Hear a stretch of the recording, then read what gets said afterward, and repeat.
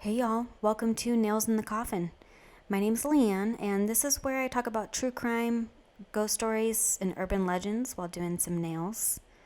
It's been a while, and it feels good to be back. So hopefully I'm here to, not hopefully, I'm here to bring y'all some stories and nail designs. If you're just here for the nail designs, feel free to put this on mute because it's going to be kind of a gory story. But if you're here for the actual true crime part, just sit back, relax, and let my soothing voice tell you this awful, gruesome story. Also, if you want to roast me about how dry my skin is, feel free to do so in the comments. I'm not going to be hurt because clearly I need some lotion. Today I'm going to be talking about the survival story of Debbie Pignataro. Debbie was born of a relatively poor family in 1957 in Williamsville, New York. In 1978, while working as a pharmacy tech, she met Anthony Pignataro, a 6-foot, classically good-looking Lehigh student. She caught sight of Anthony from across the dance floor and was instantly smitten. She was just really instantly this dude is for me. Anthony Pignataro was the son of Ralph Pignataro, a well-respected surgeon in Buffalo, New York, and he aimed to follow in his father's footsteps and pursue medicine. However, no mainland U.S. medical school would accept Anthony, so he enrolled in the San Juan Bautista School of Medicine in Puerto Rico, which, to me, that's just red flag number one. Am I right? So while Anthony attended school in Puerto Rico, Debbie stayed on the mainland working as a pharmacy tech, patiently waiting for Anthony's return, because the deal was that Anthony had told Debbie that he would only marry her after he finished medical school. Red flag number 2. Am I right? So they finally married in 1985.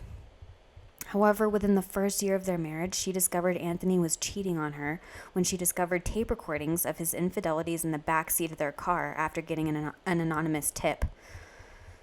So within a year, he's cheating on her. Red flag number 3. So far, we have red flags left and right, as far as I can tell. So distraught Debbie was like, I need some advice. So she went to her dad, and her dad told her to forgive and forget once. What? No. So while Anthony worked long hours completing his residency, Debbie continued to work as a pharmacy tech. Anthony was well received by his patients, but not so much by his medical peers and supervisors. He was consistently evaluated as narcissistic and a danger within the medical field. Anthony began losing his hair at 23. And with his father's help, he basically invented hair plugs and transplanted them in his head successfully. With this success, he managed to gain confidence and fell deeper into a self-absorbed hole. He was his own first customer. Can you imagine? He was losing his hair, so he was like, I'm going to come up with hair plugs, which honestly is a great idea. I'm not ragging on that. But it has the feeling of that narcissistic, it's just laced with narcissism as far as I can tell. So due to his poor evaluations by his peers, he consistently had to jump from one residency to another, and he was quickly named an arrogant doctor after beginning a new residency and had poor judgment and large gaps of knowledge. Eventually, the Pignataro family built a duplex on an empty street that Anthony's father had bought in West Seneca, New York. When they moved in, they were the only house on the street. So Anthony opened up his own plastic surgery operating room, get this, in the basement of his office building. So, again, another red flag. He also got frustrated in not passing the proper exams in order to get his plastic surgery license. And he didn't go through the proper avenues to be board certified, so he opened up his practice anyways. He made quite a comfy living doing plastic surgery procedures, and he liked to show off his money with his red Lamborghini. By this time, Anthony and Debbie had 2 children, Ralph and Lauren. Yes, you heard that right, as in Ralph and Lauren. Anthony sought to widen his profit margin by hiring his wife Debbie, who was a mere pharmacy tech. So she wasn't a nurse practitioner, wasn't anything like that. She was just a pharmacy tech. And he hired her, a licensed practical nurse, and a high school intern. And that's it. In his basement plastic surgery office. Anthony didn't want to have any anesthesiologists on staff, claimed they were a large expense, so instead he sedated patients with a combination of pills and intravenous drugs. So scary. Can you imagine doing a whole plastic surgery procedure and you're only sedated with some pills and an IV? That's so scary. He had an overall successful business with an occasional surgery gone wrong, like Terry Lamarty, who went in for a tummy tuck. She complained of heavy bleeding days after surgery, and Anthony dismissed her complaints, calling the bleeding normal.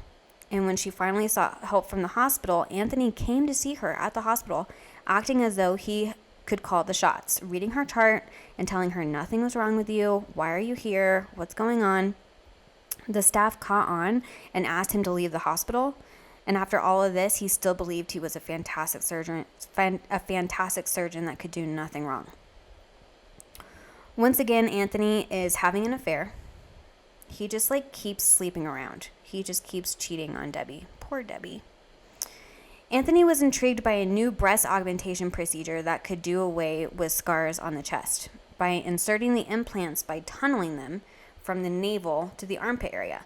So basically, classic breast augmentation, they do incisions near the armpits. They go in from the side, do what they need to do, stitch you up. So then you have these little incision scars near your armpits. So this new procedure was that the incision would be in your navel, in your belly button, and then you would tunnel. There would be a tunnel from your navel up to your chest, and then they would insert the implants through that tunnel. I did mention this was going to be kind of a grotesque story, so I'm really sorry if this is off-putting. So the idea was that if gallbladders could be removed by the belly button, why not plant new breasts in that way? And it was called tuba. And I can't even explain to you what that stands for, but basically that was the name of this new augmentation.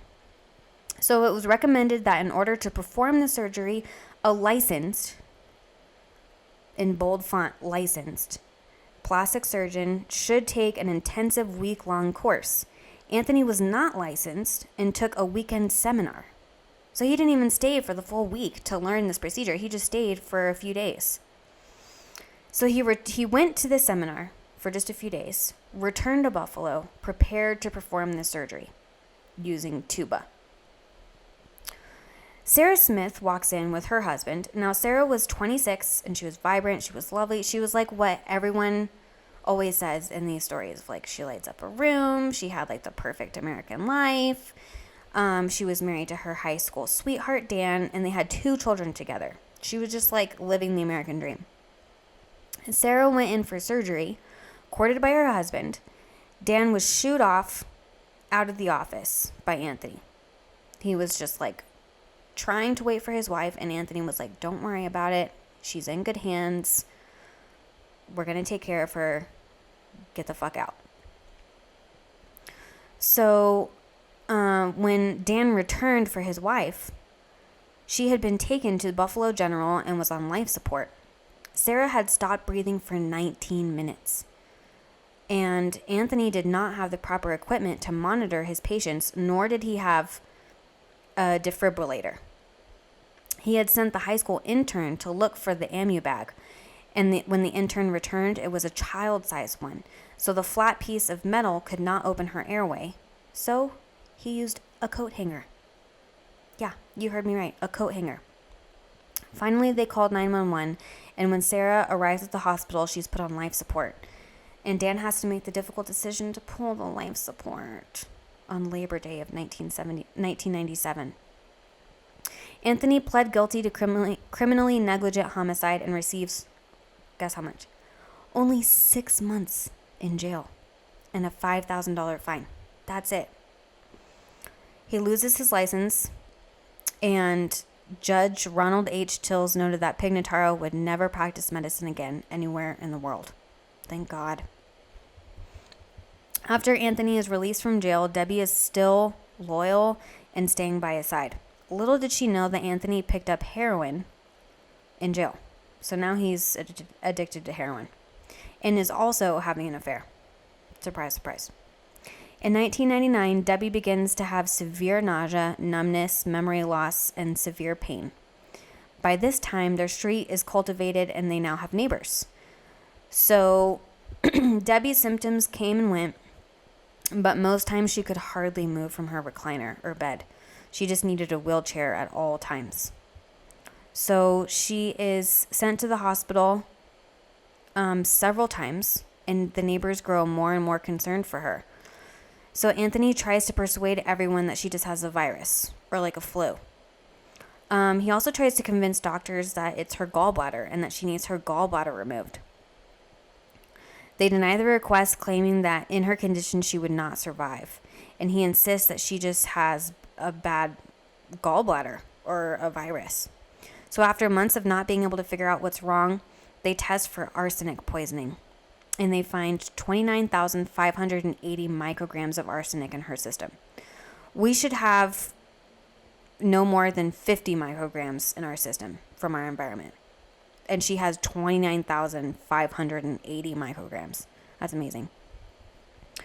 So Anthony suggests that Sarah Smith's family was poisoning Debbie as an act of revenge. But ultimately, the arsenic was traced back to Anthony. And so I read this story from this book. I believe it's called Last Chance, Last Dance, or Last Dance, Last Chance. I'm going to put it in the show notes. But it's written by Anne Rule. And if I'm remembering correctly, Anthony was like,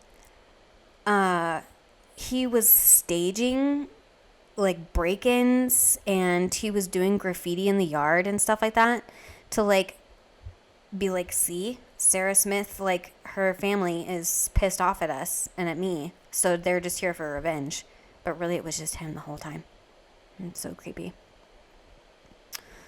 An overwhelming amount of witnesses came forward willing to testify against Anthony. He was hoping that Debbie would die during surgery so that the medical establishment would recognize that sometimes people die during routine surgeries.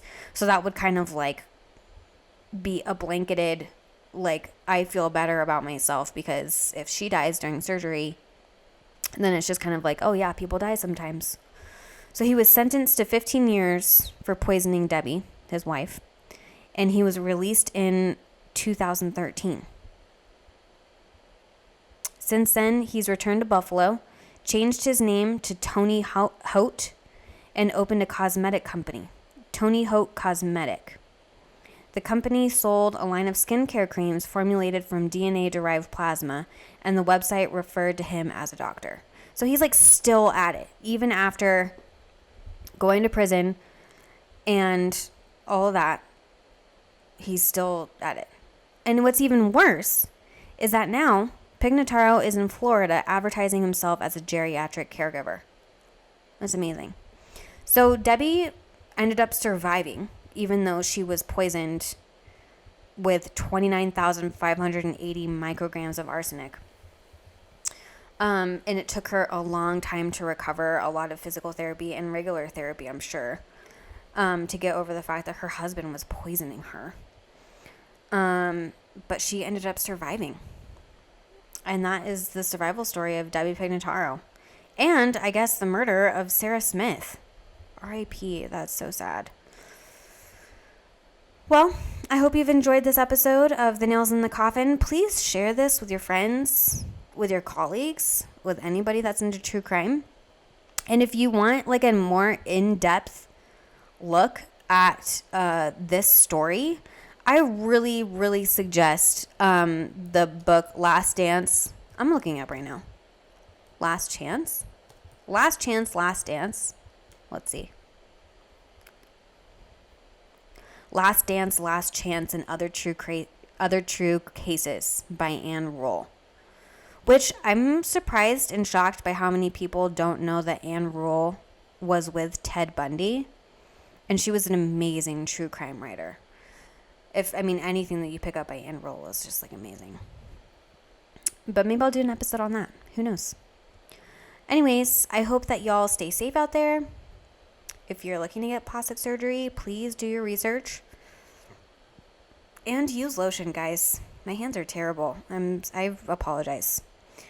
I hope to be back in a week and with more, amazing stories. If you have any suggestions, anything that you want to hear, leave it below in the comments and I will definitely read them and work on a story for you guys. Okay, love ya. Bye.